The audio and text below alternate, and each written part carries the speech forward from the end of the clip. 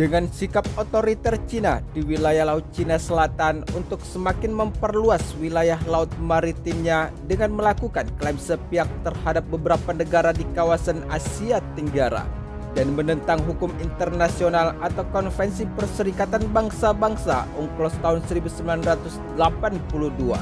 membuat beberapa negara di kawasan Asia Tenggara semakin geram dan memaksa Amerika Serikat untuk terlibat sebagai polisi dunia di bawah naungan Perserikatan Bangsa-Bangsa. Namun, walaupun sejak beberapa tahun yang lalu Amerika Serikat melakukan pengiriman armada tempurnya ke wilayah Laut Cina Selatan untuk membendung pergerakan Cina, tampaknya seakan tidak menemukan titik terang perdamaian terkait wilayah sengketa antara Cina dengan beberapa negara di kawasan Asia Tenggara dan hingga jalur perlintasan internasional impor dan ekspor antar negara. Sementara itu, Amerika Serikat yang tampak semakin geram dengan sikap sombong terhadap Cina yang merupakan salah satu negara superpower militer dunia, seakan telah kehabisan akal sebab Cina saat ini menyatakan jika tidak akan pernah tunduk dengan hukum internasional atau Konvensi Perserikatan Bangsa-Bangsa UNCLOS tahun 1982. Sehingga Amerika Serikat melakukan kerjasama dengan beberapa negara di kawasan Asia Tenggara.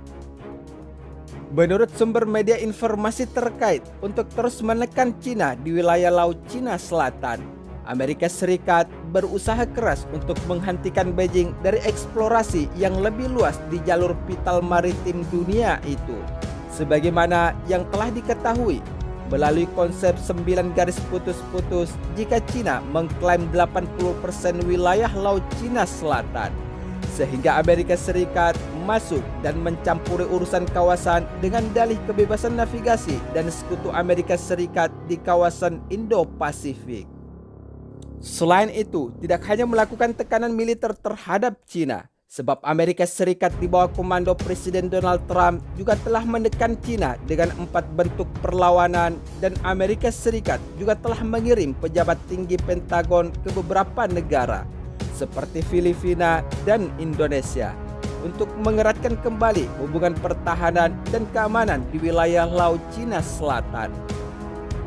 Hal ini adalah merupakan salah satu strategi Amerika Serikat untuk membendung pergerakan militer Cina di wilayah Laut Cina Selatan yang semakin memperluas klaimnya hingga mencapai 80% batas wilayah Laut Cina Selatan dan zona ekonomi eksklusif dari beberapa negara di kawasan Asia Tenggara. Selain itu, menurut beberapa sumber media informasi terkait, adapun keempat perlawanan Amerika Serikat terhadap Cina di wilayah Laut Cina Selatan sebagai bagian dari komitmen Amerika Serikat terhadap negara sahabatnya di kawasan Asia Tenggara. Yang pertama, Amerika Serikat mengirimkan armada tempur untuk mempersempit pergerakan Cina yang dikabarkan telah mulai bergerak memasuki wilayah Laut Cina Selatan, dengan mengirim 2 armada tempur kapal perang terbaiknya yang sudah memasuki perairan tersebut melalui Laut Maritim Filipina. Menurut kutipan dari Global News, informasi tersebut diketahui melalui data pelacakan yang dirilis oleh South China Sea Strategic Situation Probing Initiative atau SCSPI. Kelompok siap amfibi telah memasuki wilayah Laut Cina Selatan pada 6 Desember 2020 kemarin. Kapal-kapal yang bermanuver di LCS tersebut diantaranya adalah USS Makin Island yang berlayar dari arah Filipina Utara dan USS Somerset yang masuk dari Filipina Selatan, sebagaimana kutipan media informasi Cina dari organisasi yang berbasis di Beijing pada 7 Desember 2020 kemarin.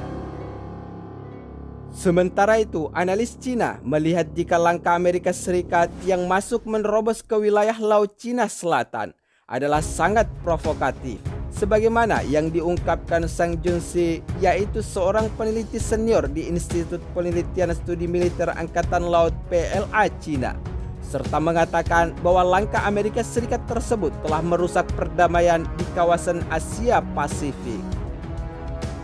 Sebelumnya, Amerika Serikat juga dikabarkan pernah mengirim pesawat intai maritim untuk melihat kegiatan Cina yang melakukan beberapa pembangunan dan eksplorasi di wilayah sengketa Kepulauan Spratly dan Paracel terhadap Vietnam dengan Filipina. Selain itu, adapun langkah perlawanan atau aksi manuver Amerika Serikat untuk menghentikan pergerakan Cina di wilayah Laut Cina Selatan adalah dengan menemui Menhan Prabowo Subianto dengan galangan kerjasama terhadap Indonesia. Mengutip sumber media informasi terkait, jika dengan pelaksanaan tugas Christopher Miller yang mengunjungi Indonesia pada Senin 7 Desember 2020 kemarin, adalah merupakan kunjungan yang pertama kalinya dari rangkaian kunjungan penguasa Pentagon itu di kawasan Indo-Pasifik, yang tentunya merupakan salah satu bentuk keseriusan Amerika Serikat untuk membantu beberapa negara di kawasan Asia Tenggara dan hingga mempererat hubungan bilateral serta hingga hubungan diplomatik antar kedua negara. Di dalam kunjungan perwakilan Amerika Serikat di Indonesia ini, Miller menemui Menhan Prabowo Subianto sebagaimana dalam rilis yang diberikan oleh pihak Kementerian Pertahanan Amerika Serikat. Dan kunjungan ini bertujuan untuk meningkatkan kerjasama keamanan di wilayah Laut Cina Selatan dan di wilayah Laut Indo-Pasifik lainnya. Selain itu, di dalam semua agenda pertemuan tersebut, Menhan Prabowo Subianto menekankan pentingnya Departemen Pertahanan untuk menempatkan kemitraan bilateral dan dalam taman Laut Cina Selatan yang bebas serta terbuka terhadap kawasan Indo-Pasifik. Sementara itu, meski Indonesia bukan negara penuntut di wilayah Laut Cina Selatan, namun di posisi ini Indonesia secara geopolitik dapat dianggap sebagai kekuatan yang cukup dapat mendominasi laut yang kaya hasil alam tersebut. Dan Indonesia sendiri kerap bersih tegang dengan Cina di wilayah Laut Natuna Utara yang merupakan wilayah kedaulatan Negara Kesatuan Republik Indonesia. Selain itu, menurut sumber media informasi terkait, untuk terus menekan pergerakan kekuatan militer Cina dan kekuatan ekonomi Cina, Amerika Serikat telah menjatuhkan sanksi ke perusahaan pengeboran Cina yang saat ini masih aktif. Saat ini, Presiden Amerika Serikat Donald Trump secara resmi menambahkan raksasa minyak Cina, yaitu China National Offshore Oil Corp di daftar hitam pada Kamis 3 Desember 2020 kemarin, yang artinya investor Amerika Serikat haram menanamkan uangnya di perusahaan migas terbesar ketiga milik Cina. Sanksi tersebut diduga dijatuhkan karena keterlibatan CNOOC milik Cina dalam kegiatan eksplorasi energi di perairan wilayah Laut Cina Selatan yang diperebutkan Cina dan sekutu Amerika Serikat. Pasalnya, Trump tidak mengejar dua perusahaan minyak Cina lainnya, yakni China National Petroleum Corp dan China Petrochemical Corp.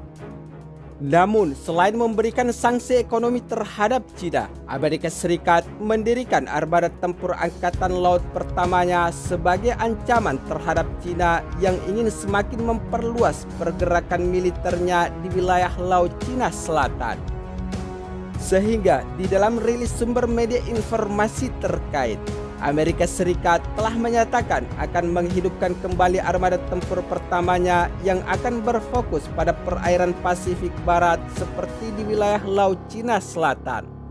Laut Cina Timur, Selat Taiwan, dan Asia Tenggara. Sebagaimana pernyataan yang telah disampaikan oleh Sekretaris Angkatan Laut Presiden Donald Trump, yaitu Kenneth Braithwaite.